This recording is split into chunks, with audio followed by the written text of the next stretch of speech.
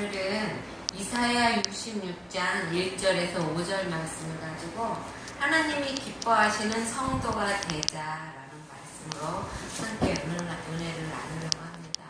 하나님께서 우리를 만드셨죠. 하나님의 형상대로 인간을 지으시고 보기에 참 좋았도다 이렇게 말하고 있습니다.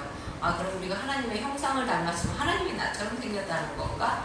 그리고 예수를 믿는 사람들은 그 형상대로 다 닮았다면 하나님의 얼굴이 몇 개일까요? 그렇죠? 근데 그 형상이라는 것은 하나님의 모습이 아니라 하나님의 성품을 말하는 것입니다.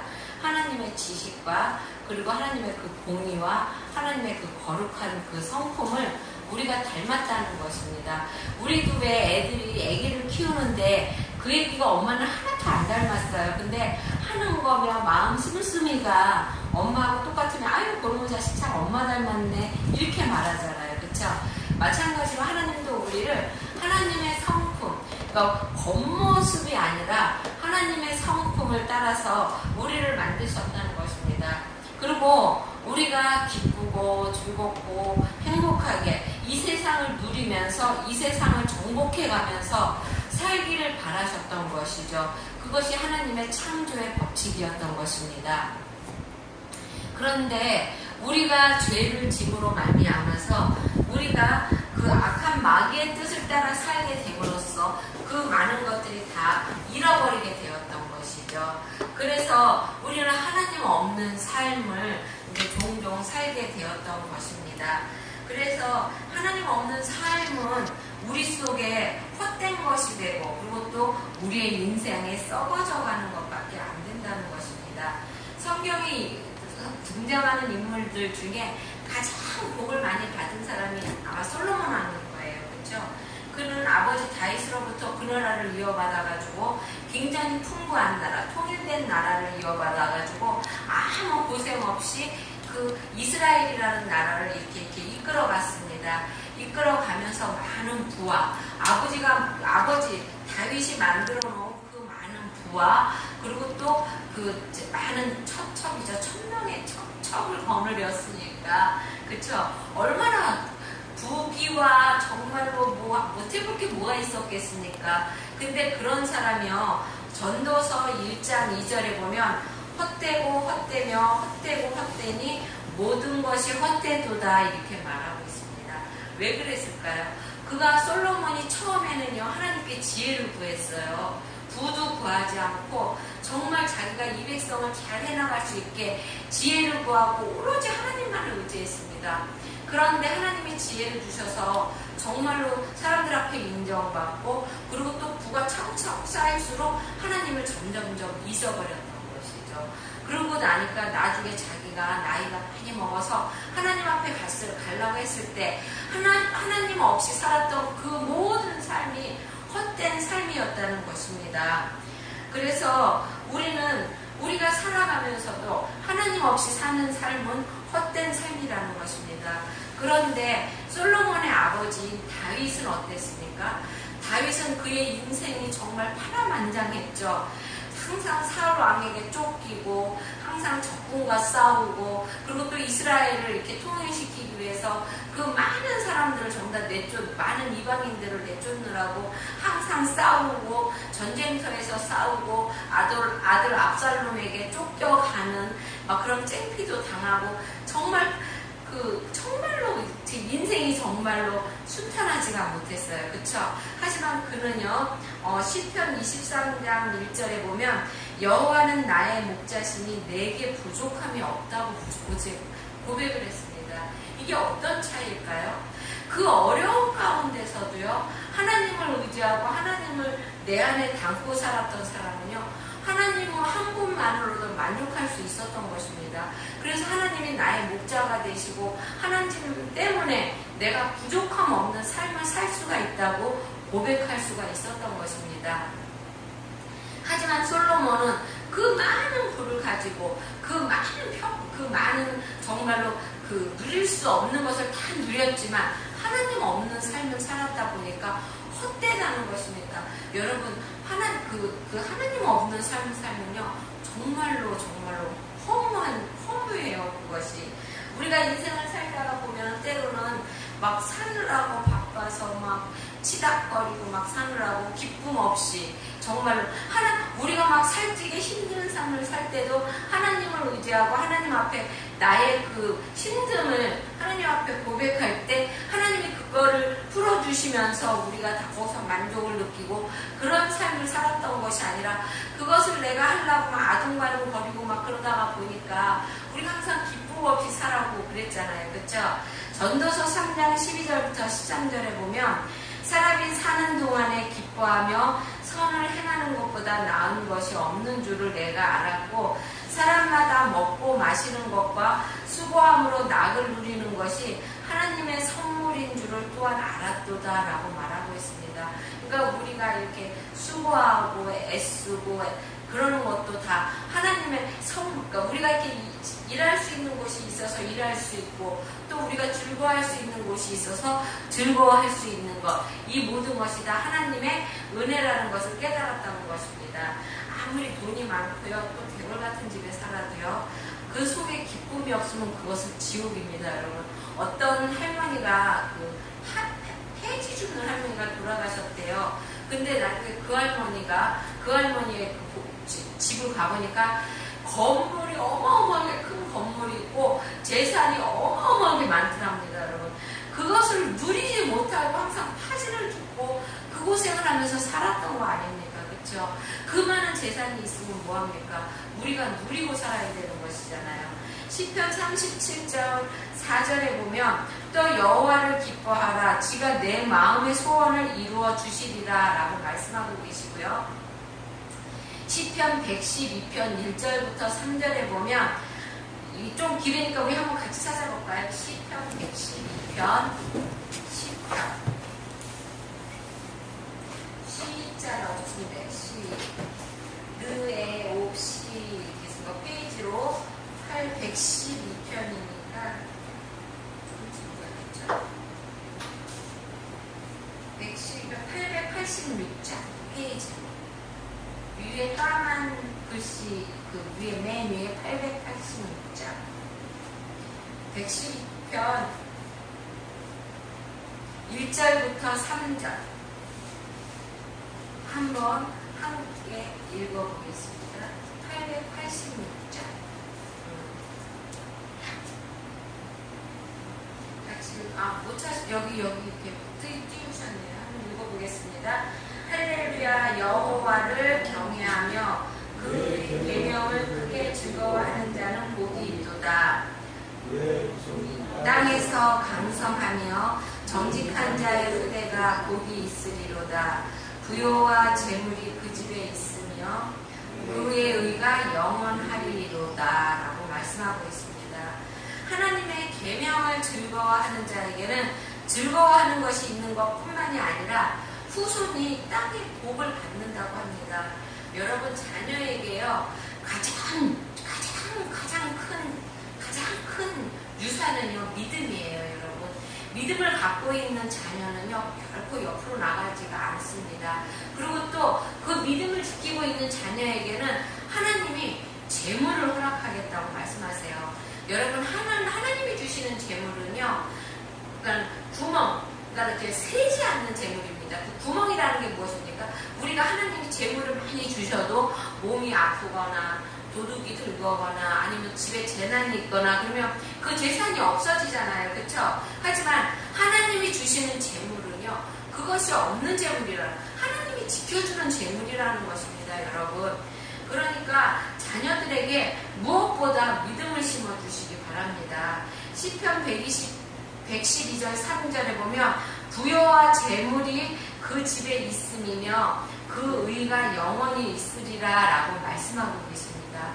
부요와 재물, 그러니까 부요함이 끊어지지 않고 재물, 하나님이요 그 집을 그 가정을 축복하시면 천대까지 축복하신다고 3, 4대까지 축복하신다고 합니다. 여러분, 그러니까 예수님을 잘 믿어갖고요 3대에서도 복을 못 받으면은요 그것은요 예수님을 잘못 믿은 거예요. 우리 지금 예수님 부자된 분들을 가만히 보세요. 대부분이 전부 다 3대에 있는 분들이 많으세요. 그러니까 그게 이제 뭐 꼭 하나님이 그렇게 하겠다 우리 성경이, 근데 하나님 성경에서도요, 예수님을 잘 믿으면 3, 4대까지 복을 주신다고 그러셨거든요.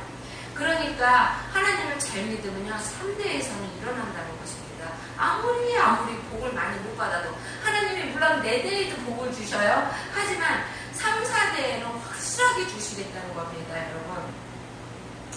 고린도후서 5장 9절에 보면, 그런즉 우리는 거하든지 떠나든지 주를 기쁘게 하는 자가 되기를 힘쓰노라 라고 말하고 있습니다. 그러니까 항상 주님을 기쁘게 하시기에 힘쓰라 라고 말하고 계시는 것이고요. 또 예배소서 5장 10절에 보면 주께 기쁘시게 할 것이 무엇인지 시험하여 보라 라고 말하고 있습니다. 그러니까 예배소서 5장 10절에 보면, 그러니까 내가 주님을 기쁘게 한 것이 무엇이 있나, 그리고 또 내가 주님을 이렇게 기쁘게 하셨는데 주님이 나에게 복을 주지 않으셨나, 그거를 시험해 보라는 것입니다, 여러분. 그래서 그런데 오늘 본문은요, 하나님께서 거짓된 예배를 멸시하시고 기뻐하시는 예배를 사람들에게, 그러니까 여태까지 하나님을 기뻐하시게 해라, 하나님 이시 살아라, 그 얘기를 앞에서 했던 것이 오늘 본문을 말씀드리기 위해서 그랬던 것입니다. 오늘 본문은 무슨 내용이냐면, 이사야 66장 1절부터 5절까지 말씀은요, 이스라엘 백성이 바벨론으로 끌려가서 포로 생활을 해요. 포로 생활을 하는데 하나님께서 너희들을 그 포로 생활로부터 이끌어서 이스라엘로 너희들이 갈 수 있게 할 것이며, 그곳에서 너희들이 다시 옛날처럼 그 부와 옛날처럼 나라를 형성해서 다시 한번 나를 섬길 수 있게 해줄 것이다 라고 말씀하십니다. 그러시면서 그 말씀 끝에 너희가 그런데 이러이러한 것을 고쳐야 한다. 너희의 제사장들이 나에게 제대로 제사를 지내지 않았고, 또 너희 백성들이 나에게 제대로 예배를 드리지 않았다는 것을 하나님께서 말씀하시면서 5절에서 너 주의 말씀을 떨리는 마음으로 받아들이는 사람들아, 진정 하나님이 기뻐하시는 예배자가 되라고 말씀하시는 것입니다. 그러면 첫 번째로 하나님이 기뻐하시는 성도는 바른 예배자라는 것입니다. 하나님이 가장 기뻐하시는 것이 예배예요. 그렇죠? 그 예배는 하나님을 섬긴다라는 뜻이 있는 것입니다. 우리의 예배는 하나님의 부름에 대한 신앙적인 응답, 하나님이 우리를 구원해 주시고 하나님은 우리를 부르셔서 하나님의 자녀 삼아 주셨기 때문에 우리는 그 응답으로 예배를 드리는 것입니다. 하나님, 내가 여기 있어요. 하나님, 제가 이렇게 예배 드리, 하나님께 이렇게 정말 영광을 돌립니다. 그런 표로 예배를 드리는 것입니다. 그런데 예배에는 몇 가지 중심이 있어야 되는데, 우선 감사가 필수 조건이라는 것입니다. 우리가 하나님 앞에 헌금할 때도, 찬양할 때도, 그리고 또 하나님 앞에 우리가 예배를 드릴 때도, 그리고 또 항상 무엇을 하든지 감사가 빠지면 안 된다는 것입니다. 여러분, 어떤 사람이요, 무슨 암에 걸렸어요. 암에 걸렸는데 몇 달 만에 그게 났어요. 그래서 아니 어떻게 났냐 하니까는 자기가 하나님 앞에 감사한 것이 무엇이 있나를 적었답니다. 연필로 이렇게. 근데 저도 그 말을 듣고 한번 감사한 것을 적어봤어요. 근데 저는 잘 생각이 안 나더라고요. 근데 얼마나 많겠습니까? 근데 우리가 솔직히 적어가면은, 그쵸? 정말 우리에게 건강 주신 것도 감사하고, 그쵸? 우리가 먹을 수 있는 것도 감사하고, 또 우리가 이렇게 볼 수 있는 것도 감사하고요. 그쵸? 그리고 또 우리가 냄새 맡을 수 있는 것도 감사하고, 이런 식으로 감사한 거를 쫙 적어 나갔더니 그 사람 말에 의하면 노트로 6번이나 됐다고 그러더랍니다. 근데 저는 그게 6번이 안 되더라고요. 그런데 그 감사를 써 내려가다 보니까 어느 순간부터 마음에 기쁨이 오기 시작하더랍니다.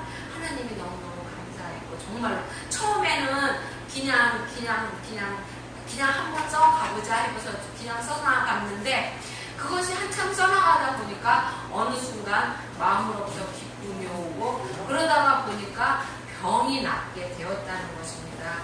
여러분, 항상 예배는요, 하나님께 감사를 드려야 하는 것입니다. 정말 아픈 가운데도 하나님 앞에 감사드리고요, 힘든 가운데도 하나님 가운데도 하나님 앞에 감사드리기 바랍니다. 그리고 예배는요, 기쁨과 즐거움으로 드려야 돼요. 시편 66장 1절에 보면 온 땅이 하나님께 즐거운 소리를 바랄지어다 라고 말하고 있습니다. 그러니까 나의 마음도 나의 몸도 나의 생각도 하나님께 기쁨과 즐거움으로 예배를 드려야 된다는 것입니다. 여호수아 22장 5절에 보면 너희 마음을 다하여 성품을 다하여 그를 섬길지어다 라고 말씀하고 계십니다. 그러니까 우리가 마음을 다하고 성품을 다해서 하나님께 예배 드려야 된다는 것입니다. 우리의 혐의를 죽이고 또 우리의 고집을 죽이고 우리의 아집을 죽이고 하나님 앞에 우리의 마음과 성품을 다해서 예배 드려야 한다는 것입니다. 그리고 또 우리는 사모하는 마음으로 하나님 앞에 예배 드려야 된다는 것입니다. 우리가 하나님을 사모하고 하나님의 은혜를 하나님이요 항상 예배 때마다 드리는 우리에게 주는 은혜가 있어요. 오늘은 하나님이 나에게 무슨 말을 하실까? 그런 것을 사모하면서 오면은 하나님의 그 은혜가 내게 받아들여진다는 것입니다. 그리고 또한 그가 주일을 소중한 마음으로 정말로 주님, 이 주일은 하나님을 만나는 날이잖아요. 그렇죠? 우리가 부모님을 만나는 게 얼마나 소중합니까? 그렇죠? 아버지를 만나는 마음으로 멀리 있는 부모를 만나는 마음으로 정말로 사랑하는 사람. 우리가 옛날에 그 모란소교회 목사님이 말씀하시는데요.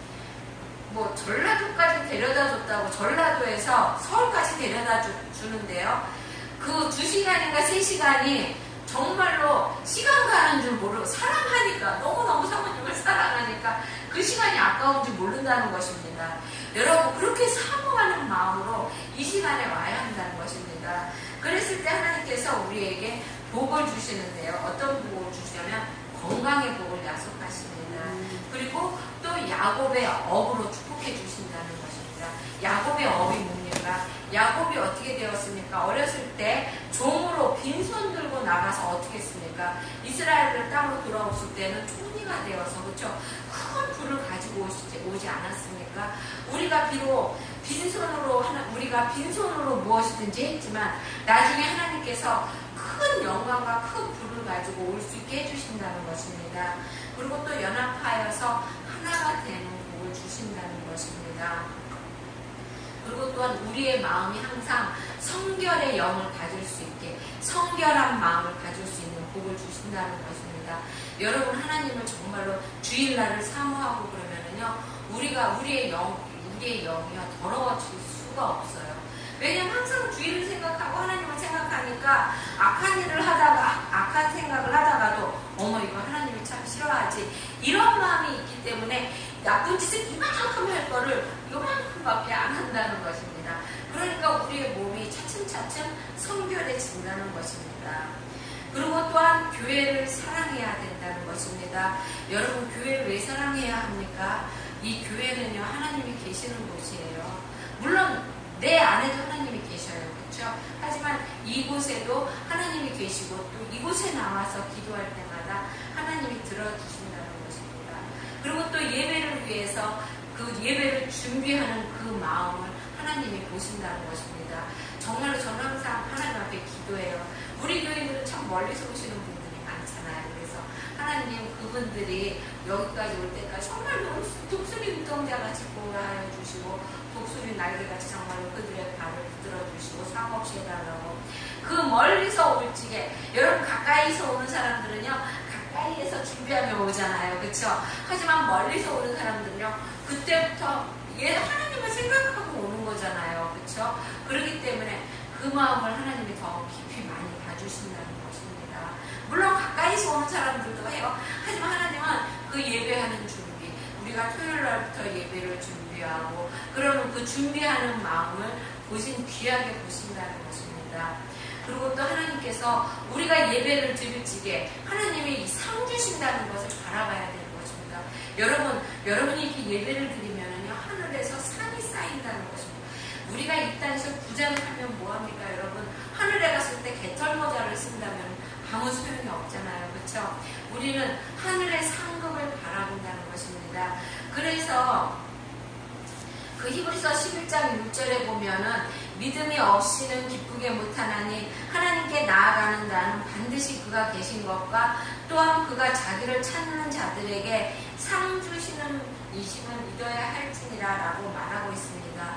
그 하나님의 상을 바라기 때문에 모세는 어땠습니까? 모세는 처음에 그 애굽의 왕자로 들어갔잖아요. 그렇죠? 그래서 그 왕자로서 정말로 그 모든 부를 누리고 있었지만 하나님의 상 주심을 바라고 자기는 이스라엘 민족을 택했지 않았습니까? 그렇죠? 그래서 광야 생활을 했고, 그리고 또 그 사울도 어떻게 했습니까? 바울도 어떻게 했습니까? 하나님의 그 상 주심을 바라고 그 하나님의 그 표대를 향하여 그 바울이 어떤 사람입니까? 지금 우리나라로 말하면은요, 정말 서울대를 나와갖고요, 정말로 삼성가의 아들 같은, 서울대를 나온 삼성가의 아들과 같은 부와 귀를 다 지닌, 지식과 모든 것을 다 지닌 사람입니다. 근데 그 사람이 하나님의 상주심을 버리고 그 모든 것을 다 버리고 어떻게 했습니까?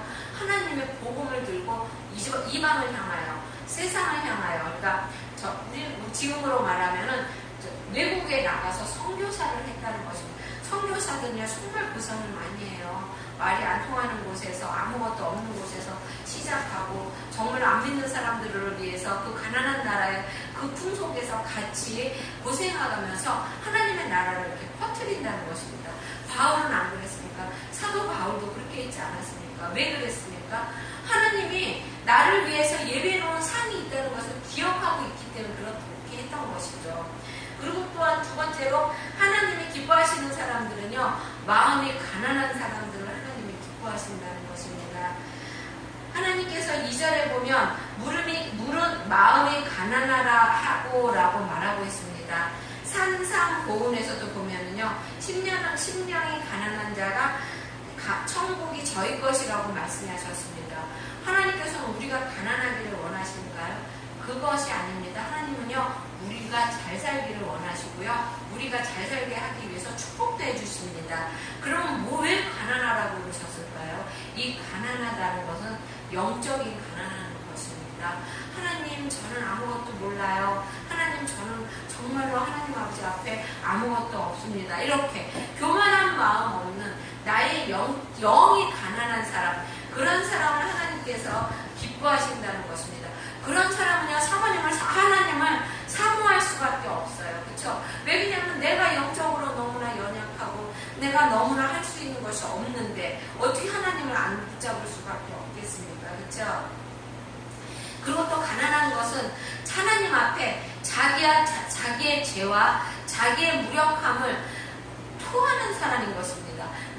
자기의 무력함과 하나님, 나는 죄인입니다 하는 것을 하나님 앞에 이렇게 기도하는 사람, 그것을 하나님 앞에 고백하는 사람, 그런 사람이 마음이 가난한 자라는 것입니다. 나는 죄인이 아니고 나는 의로운 사람인데 내가 무슨 죄를 졌어?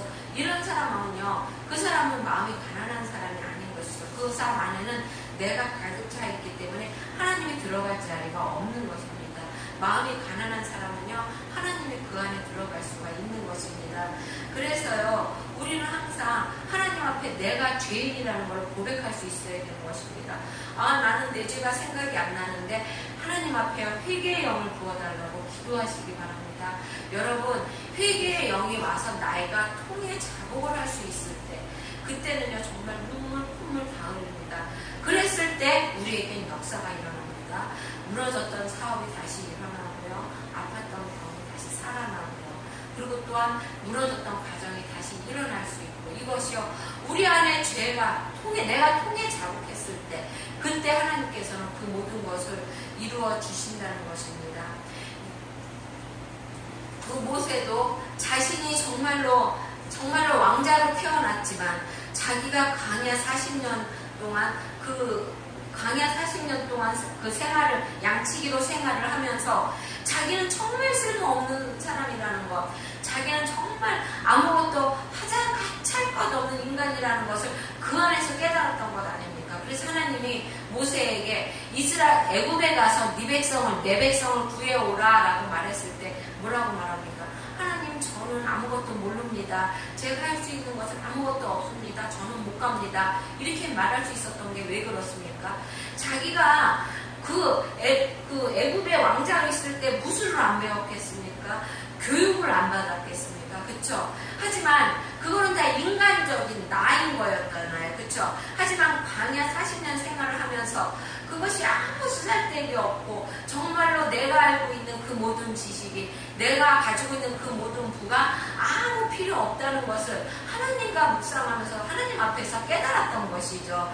그래서 하나님이 애굽을 구원하라고 했을 때 하나님 나는 너무너무 연약하고 나는 입이 어눌하고 하나님 나는 아는 지식이 없어서 못합니다. 이렇게 말할 수 있었던 것이 그랬던 것. 하나님은 그렇게 가난한 사람은 하나님이 기뻐하신다는 것입니다.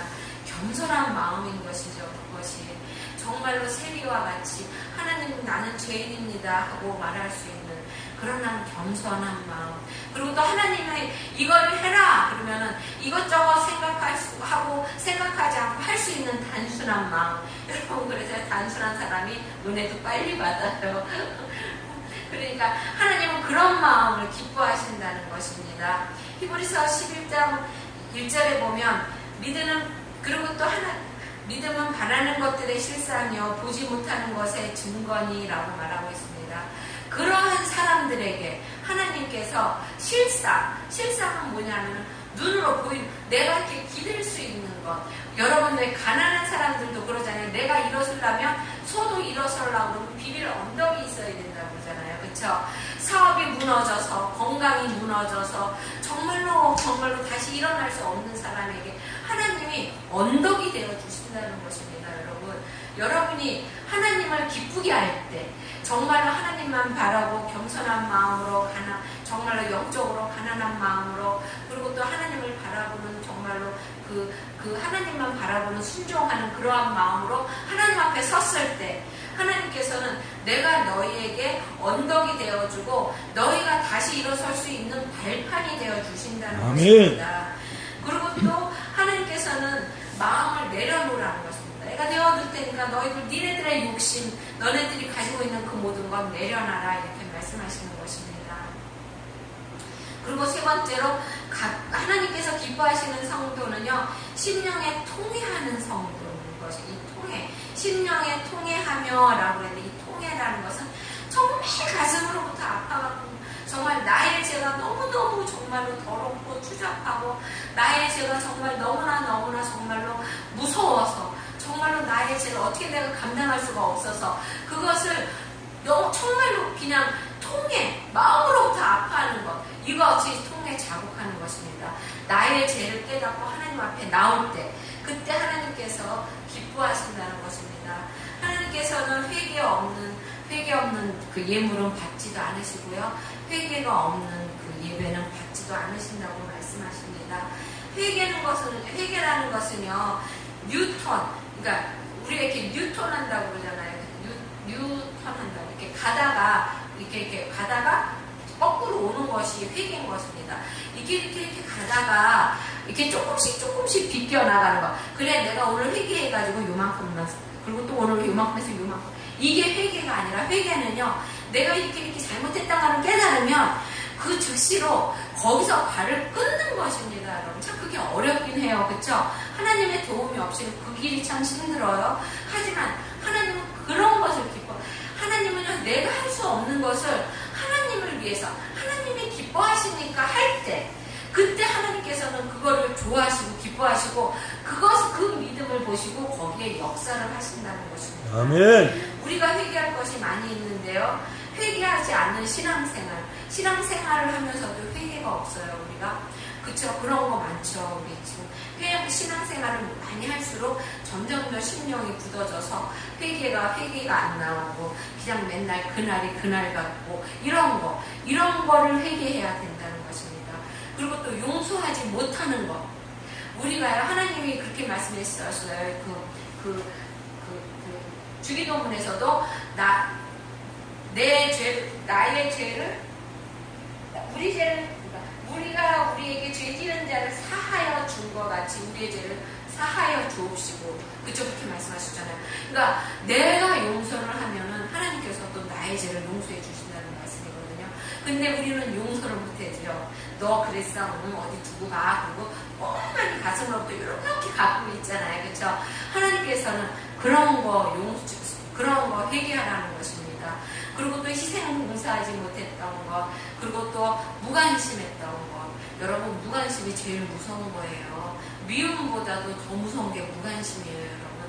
그러니까 정말로 가난한 사람이 있으면 무관심하게 지나지 말고, 또 어디서 아파하는 사람이 있으면 무관심하게 지나지 말고 항상 바라보시기 바랍니다. 아멘. 그랬을 때 하나님께서 그 눈과 함께, 내가 그 사람을 한번 내 눈으로 바라봤을 때 그 눈빛과 함께 하나님이 함께 해주신다는 것입니다, 여러분. 그리고 또 하나님께서 기뻐하시는 성도는요, 하나님 앞에서 떠는 성도입니다. 무엇이 떱니까? 하나님의 말씀으로 인하여 떠는 자입니다. 그 말씀을, 하나님의 말씀을 들었을 때 그 말씀이 너무나 내 가슴에 탁 박혀서, 어머, 하나님이 이런 걸 하지 말라고 그랬었네. 그리고 나에게 깨달음이 오고, 하나님이 어머 이거를 기뻐했었네. 근데 내가 몰랐었네. 그래고 내가 마음으로 더부터 떨리고 그러는 것을 하나님은 기뻐하신다는 것입니다. 하나님은 세상 때문에 무서워서 떠는 것이 아니라 하나님 때문에 무서워서 떠는 자를 기뻐하신다는 것입니다. 사실 인생은 연약한 존재입니다. 그렇죠? 그래서 세상은 험하고 인간은 약하다가 보니까 자기보다 강한 사람, 또 자기보다 센 사람을 만나면요, 어쩔 수 없이 벌벌 떨어요. 그렇죠? 우리가 권력 앞에 떨고 또 부 앞에 어느 사람, 저는 잘 그게 좀 하나님 감사한데 그거는 잘 안 되는데, 어떤 사람은 부 앞에서도 떨어요, 솔직히. 그런 거 하나님은 그거를 기뻐하지 않는다는 것입니다. 얘들아, 너에게 그건 내가 다 준 건데 왜 그 앞에서 떠느냐는 것입니다. 하나님은요, 항상 하나님 앞에서 말씀에서 떨기를 바랍니다. 하나님의 그걸 진심으로 사랑해서 하나님의 그 사랑 앞에 떨기를 원하고, 그리고 하나님 앞에서 떠는 사람은요, 하나님의 말씀에 순종한다는 하는 사람이라는 것입니다. 하나님의 말씀이 무서워서, 또 사랑해서, 그쵸? 우리가요, 그 권력 앞에서 떨 때는요, 그 권력 앞에 순복해요. 그쵸? 하지만 하나님은요, 순복하기를 원하지를 않으십니다. 하나님은요, 우리가 하나님의 종으로, 하나님의 종처럼 이렇게 순복하고, 하나님의 종처럼 딸랑딸랑이라고 그러잖아요. 그거를. 그런 식으로 우리가 하나님을 섬기기를 원하지 않는다는 것입니다. 하나님의 자녀로서 떳떳하게 하나님에게 바랄 건 바라고 순종할 건 순종하라는 것입니다. 경외라는 것이 무엇이냐면요, 우리가 왜 아버지를 저는 우리 아버지를 참 좋아해요. 저는 아버지 정으로 자랐기 때문에 이 세상에서 제일 좋은 사람이 우리 아버지예요. 그래서 저는 우리 아버지한테 매도 한 번 안 받고 자라고요. 우리 아버지한테 2년 하수, 그래서 그러면 저도 욕을 잘 못해요. 2년 하수를 한 번 안 듣고 자랐어요. 근데요, 제일 무서운 사람이 우리 아버지예요. 그러니까 이게 경애인 겁니다. 그러니까 내가 제일 무서운 사람도 우리 아버지. 그게 아버지가 뭐 나를 때리거나 뭐 막 그래서 무서운 것이 아니라